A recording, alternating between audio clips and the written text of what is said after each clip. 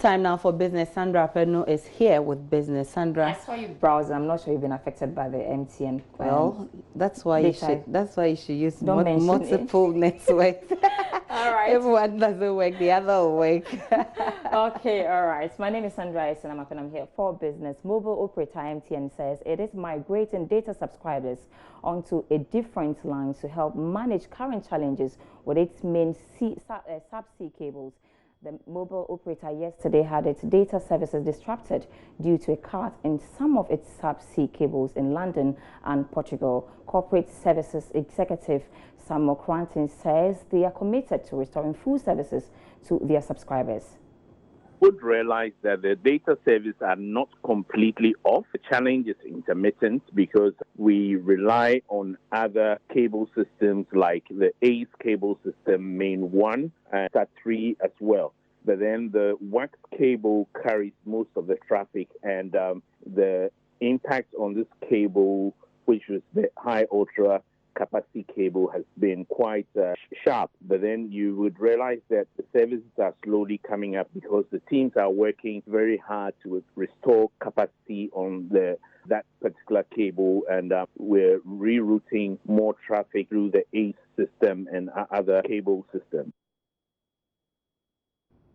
Meanwhile, the company says it is yet to discover where the incident actually took place, as a team is on its way from South Africa to locate where the incident actually happened. Let's hear again from Corporate Services Executive Samuel Cranton.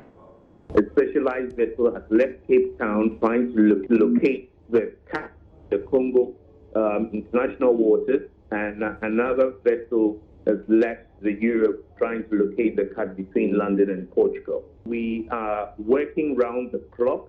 In terms of timelines, unfortunately, I cannot put a time to it, but then we will give an update as to progress later on today. Still on this development, host of Gig Squad, Kobe Spike Nkrumah, has been assessing the impact of the disruption on businesses. Aside Ghana, we are told that some 11 other African countries have been affected by this development. He spoke to Darko earlier on Business Live. A lot of businesses would really suffer because most connections rely on the internet. For instance, banks have to connect to each other branches over the internet, and all their networks are based on this internet connectivity. So when there's that downtime, there's a difficulty in communicating between branches. And if you're a business that relies on cloud services, you'll be suffering some downtime. If your systems or your applications are hosted on the cloud, you can't access them. So that's a whole lot of revenue people will be losing. They wouldn't be able to serve clients. They wouldn't be able to even do your regular backups, because imagine, let's say today you're done with your transactions for the day, you have to back up so later you can get your files. You're unable to back up, and then something happens coincidentally and you lose all that data. That could cost you a whole lot of money. And then your clients also trying to access your services. Let's say if your service is also cloud-based and your clients use a certain network and they're trying to access it, they also have troubles. And because the communication didn't come early, a lot of people thought the problem was with their devices. And with such a problem, you find people toying around with their devices doing so. When even the system is restored and their settings are not restored to how it actually would work, they still don't have connectivity. They're saying that it was a submarine that cut it.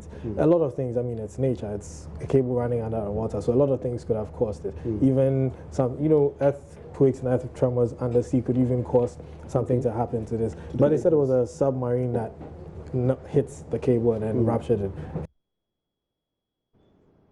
So this is a big deal. A lot of customers have been affected, and I've been joined by a technology consultant, Maximus Amitogbo, to discuss more on this. And we actually want to focus on redundancy. I want to understand the rule of thumb for creating redundancy capacity in situations like this. Yeah, I think this particular incident is their main pipeline. Right, so the issue of redundancy may not be there. I'm not sure they were expecting the cable to be cut. Right. Right, because that's the main line that feeds the whole of Africa and the other 11 countries and all that. So I'm sure they did not anticipate that that was going to happen. Yeah, so just help with a little education here. So yes. when we say redundancy, what does it mean and when does it come in? Because I thought it was supposed to be some sort of backup that you follow in situations like this. Yeah, so redundancy normally are just bypasses. So if you pass through this one, you can enter to another gate and all that. So just bypasses that you create for the same route. But this is like the main route. It's like the Akosombo Dam. You have all these 6 tubes that the water passes through. If one doesn't work, you have to shut it down and get it repaired. There's no way you go and fix another one somewhere. So that's the cause of that.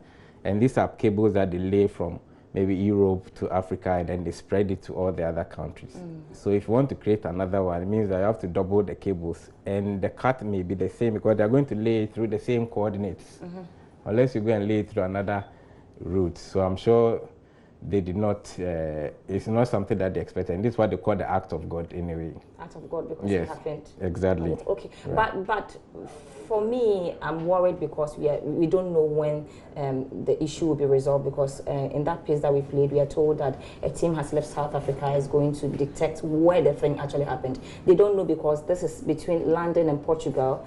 And so now that we don't know, it's going to take a longer time to resolve the issue, and that's not too good. I think the telcos, they work with the speed of time, because any second that passes by is millions of dollars to them as well. It's not just the inconvenience to the customers, right? So I'm sure they are going to check where the fault is.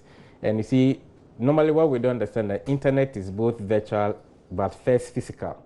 So all the browsing that you do, it goes through a pipeline that has been laid under the sea from Portugal or London to wherever you are, before they use the cell site to transmit the connection to your devices and all that. So when you are pushing data, it goes to the same pipeline. So they may, I'm sure they know it wasn't something that happened within the Africa geographical area, that between London and Portugal. So it means that they had the sensors and all that to detect where the particular incident is. You mentioned clearly this is an act of God, but what should mobile network operators do in instances like this to minimize the impact on subscribers in the future? Yeah, of course, they have to build another system, or maybe they need to rent another pipeline. And MTN is the largest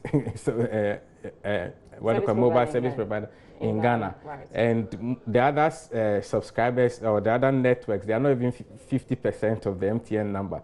So even if you want to migrate to another server and another service provider, their system may not be configured to work the way you want your your subscribers services to work. The promotions you are running, all those other ones, how your system has been configured for pricing and all that may not work properly. So, and then maybe the other telcos, they may not also have the redundancy, a bypass or enough bandwidth to be able to accommodate MTN, so they can also run, effectively. I'm just thinking aloud. In a layman's question, I want to ask for the layman. Right. What should the regulator be doing? Do they have a rule to ensure? Because I know they do periodic checks, they check on their upgrades and all that. So, in such an instance, what should the regulator be doing to ensure that, we have individuals and businesses don't get affected by such outages? Yeah, I think the regulator, I'm sure they work with the telecom companies to do that. This is not something that calls for fines as we know they do. But this is something that happened not within the market space. It's not deliberate, it's not intentional, it's not something that they are doing to sabotage businesses or their customers. So I'm saying the regulator should work with them so that they can make sure the issues are resolved as soon as possible, so that the Ghanaians can have the convenience of a good connection. We pray that happens to Maximus Hametagwa. Thank you. Thanks so much for joining. That's how we end the first part of Business. I am Sandra S. and I'll be back after 8 p.m. with more business news.